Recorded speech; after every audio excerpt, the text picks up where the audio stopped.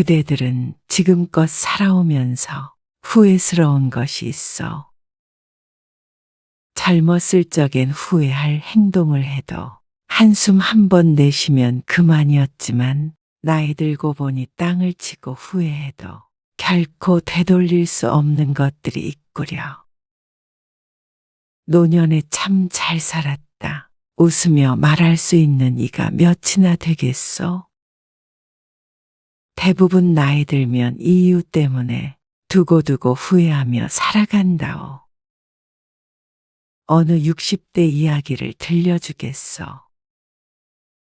박 씨는 페인트 회사에서 15년간 사무직으로 일하다가 50세의 나이에 퇴직을 하였소. 그 후 10여 년간 일이 있으면 그때그때 아르바이트를 하며 생활했소. 주로 가사도우미와 이삿짐 센터에서 청소를 하는 일을 했다오. 일이 있는 날도 일정치 않고 너무 고되었어. 그러다 60세가 넘어 점점 일거리가 줄어들자 박 씨는 그 나이에도 할 수 있는 직업을 찾아야 했소. 그런데 60 넘어서 새롭게 다닐 수 있는 직장이 많겠소? 쭉 사무직으로 근무했지만 특별히 할 줄 아는 일도 없었고 자격증이라곤 운전면허증 밖엔 없었어. 그렇게 하게 된 일이 요양보호사였어. 박 씨의 지인도 오랫동안 요양보호사로 일하고 있었는데 일이 힘들다는 이야기는 많이 들었지만 박 씨에게는 선택권이 그리 많지 않았다오. 그렇게 요양보호사로 일을 하게 된 박 씨는 처음엔 보람도 느꼈고 적성에도 맞는 듯했어. 그러다 박 씨는 어떤 80대 할아버지를 담당하게 되었어. 괴팍하기로 소문난 할아버지였는데 그동안 담당 요양보호사를 7번이나 바꾼 전적이 있었어.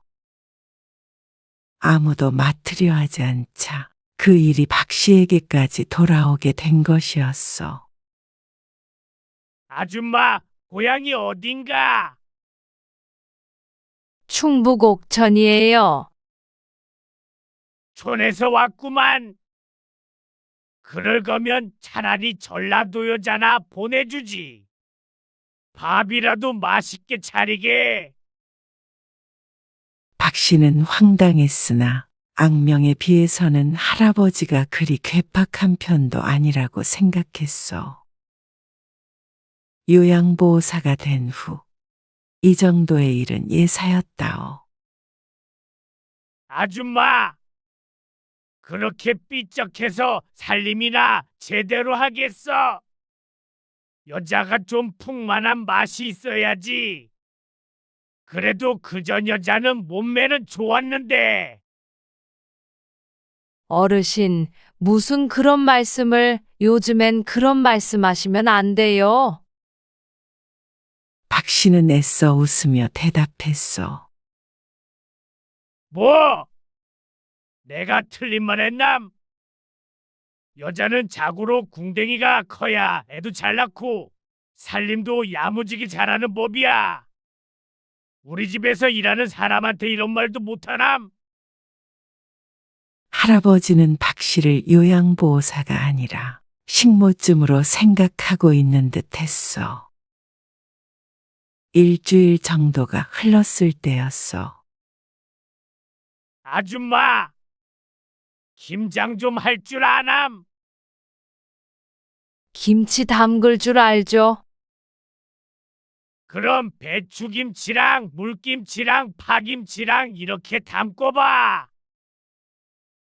일반적인 식사 준비도 아니고 김장을 하라는 할아버지의 말에 황당했지만 주변에 김치를 나눠줄 사람도 없는가 보다 하고 측은한 마음에 며칠 동안 고생했어. 그런데 아버지가 담그라는 김치 양이 혼자 먹을 수 있는 양이 아니었다오. 어르신, 이 많은 걸 어떻게 다 드시려고 그러세요? 아, 하라면 하지 잔말이 많어. 썩어문 들어줘도 알아서 할 테니까 신경 꺼. 원체 상대방 기분을 배려하며 말하는 법이 없었기 때문에 기분이 나빴지만 꾹 참았다오. 김장을 다해서 옮겨 담으니 큰 김치통으로 12통이 나왔어. 그리고 이틀 뒤 방문해 보니 한 통을 제외한 11통의 김치가 사라져 있는 것 아니겠소? 어르신 김치가 다 어디로 간 거예요? 아, 그거 우리 딸이 먹고 싶다 그래서 줬지. 뻔뻔한 대답에 박 씨는 할 말을 잃었어. 할아버지는 정말 박 씨를 식모처럼 부리고 있었어. 저는 어르신 몸이 불편해서 도와주러 온 사람이지, 어르신 딸 대신 김장하는 사람이 아니에요. 불편한 기색을 감추고 박 씨가 대꾸했어.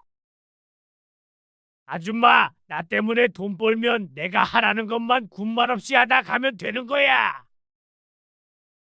상종 못할 인간이라고 생각했지만 당장 그만둘 수는 없었기에 박 씨는 그런 말을 듣고도 다음 날도 출근을 해야 했다오.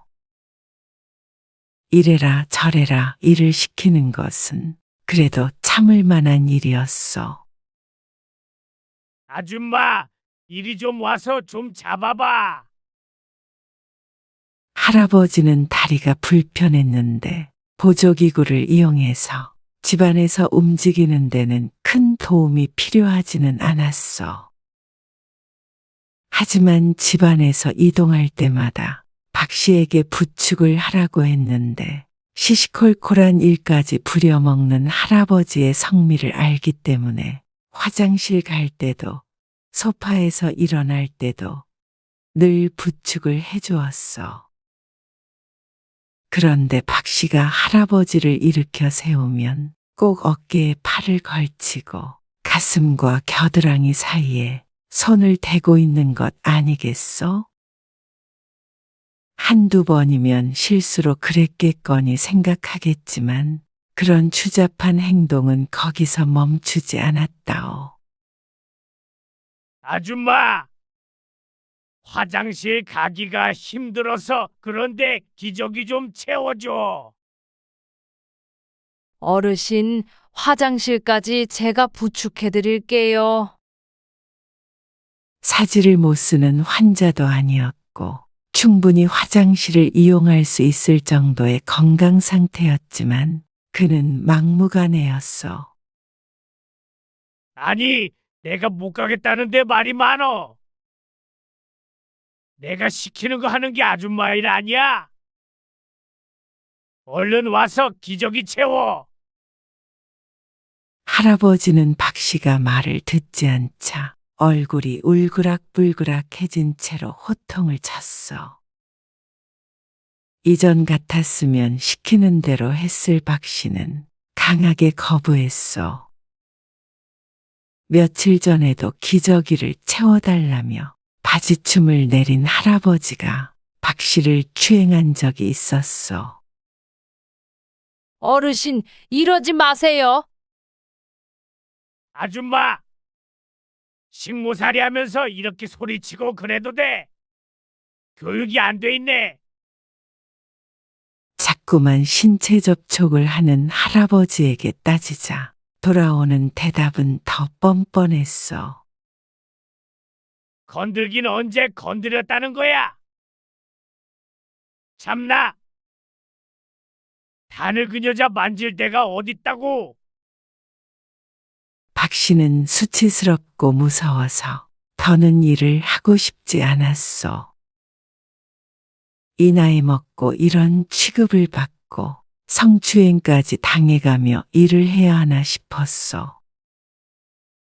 센터에도 이야기를 했지만 교체할 인력이 없으니 조금만 참으라는 대답밖에 듣지 못했다오. 더는 못해 먹겠네요. 그러던가 말던가. 내가 아쉬울까봐. 에이, 퇴! 박 씨는 그날로 일을 그만두는 수밖에 없었어. 할아버지의 집에서 있었던 일이 트라우마처럼 남아서 더 이상은 요양보호사로 일하고 싶지도 않았다오. 하지만 불과 한 달 뒤, 박 씨는 요양원에서 일하게 되었어. 박 씨를 써주는 직장이 없었고, 박 씨는 모아둔 돈도 많지 않아 일을 하지 않고는 생활을 할 수가 없었기 때문이요. 요양원이라고 그런 할아버지가 없겠어. 그럼에도 다시 하기 싫은 일을 할 수밖에 없는 박 씨는 오죽하겠어. 박 씨는 젊은 날이 너무나 후회스러웠다오. 100세 시대라고 하는데 그 반밖에 살지 않은 50살에 아무런 준비도 없이 퇴직을 하게 되었고, 이제 또 살아온 날만큼 앞으로를 살아가야 하는데 맨몸으로 세상 밖으로 내던져진 기분이었어. 이런 날이 올 줄 알았다면 편한 일 하고 있을 때 자격증이라도 따둘 것을, 인생 설계를 제대로 해둘 것을, 뭐라도 배워둘 것을, 더 열심히 일해서 돈 벌어둘 것을. 하지만 나이 먹고 이제 와서 후회한들 시간을 되돌릴 재주가 없다면 무슨 소용이 있겠어. 이제는 50대 이후가 되면 제2의 직업을 가져야 한다고들 하오.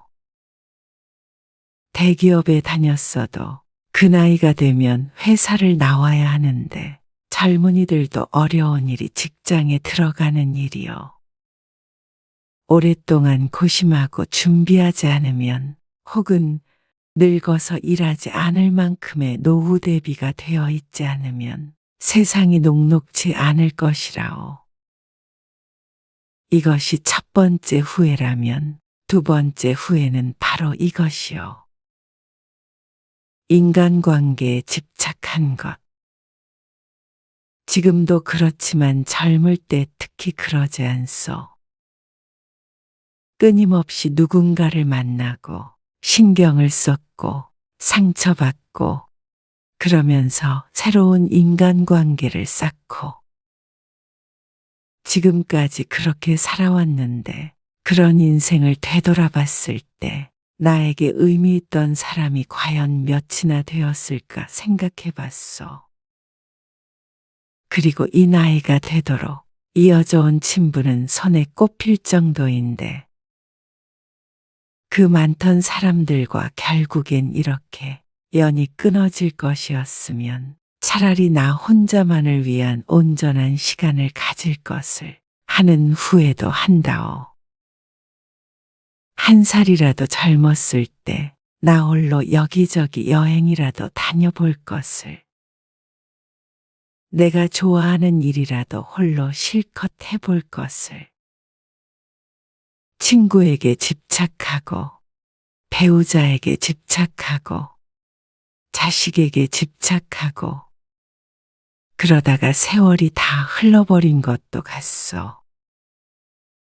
이제 와서는 오히려 홀로 있는 시간이 더 좋아졌는데 그렇게 의미 없이 흘려보낸 세월이 아깝소. 그리고 마지막 후회는 바로 건강이요. 젊었을 때 건강을 소홀히 생각한 것. 이것은 시간만큼이나 되돌리기 불가능한 것인데 젊었을 땐 미처 알지 못하오. 아픈 사람을 보면 측은한 마음이 들지만 누구도 내일로 여기진 않는다오. 젊어서는 몸에 안 좋다는 음식도 맛있으면 가리지 않고 먹고 술과 담배를 가까이 하고 운동은 멀리 하면서도